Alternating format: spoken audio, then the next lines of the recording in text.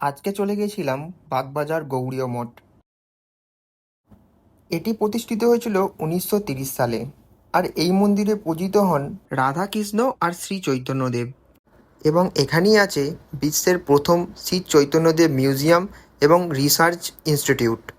নিত্যলীলা প্রবিষ্ট ও বিষ্ণুপাদ পরমহংস 108 শ্রী শ্রী মধ্যক্তি সিদ্ধান্ত সরস্বতী গোস্বামী প্রভুপাদ কর্তৃক শ্রী চৈতন্য মহাপ্রভুর শিক্ষা প্রচারার্থে 1918 সালে 1 নম্বর উল্টোডিঙি জংশন রোড স্থিত ভাড়া বাড়িতে শ্রী গৌড়ীয় মঠ প্রতিষ্ঠিত হয়।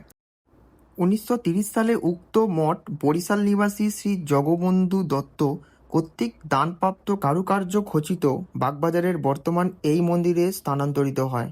শ্রীল প্রভুপাদ এই স্থানটিকে শ্রী চৈতন্য মহাপ্রভুর গঙ্গাতীর অবলম্বনে পুরীধামে যাত্রাকালে তার পাদস্পর্শে পবিত্র স্থান রূপে চিহ্নিত করেন। 7 জুলাই 1966 সালে কলকাতা গেজেটে ঘোষণা করা হয় গৌড়ীয় মঠের ভবনটি শিক্ষা প্রচার, চিকিৎসা পরিষেবা ও ধর্মীয় আলোচনা কার্যে ব্যবহার হয়।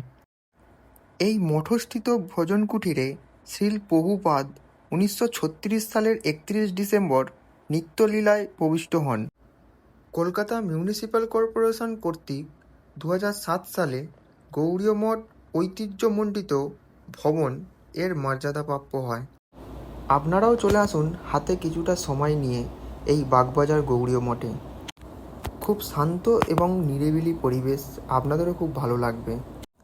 আর মন্দিরের সময়সূচি সকাল 10টা থেকে 12টা এবং বিকালবেলা 3টে থেকে 7টা পর্যন্ত মন্দির খোলা থাকে।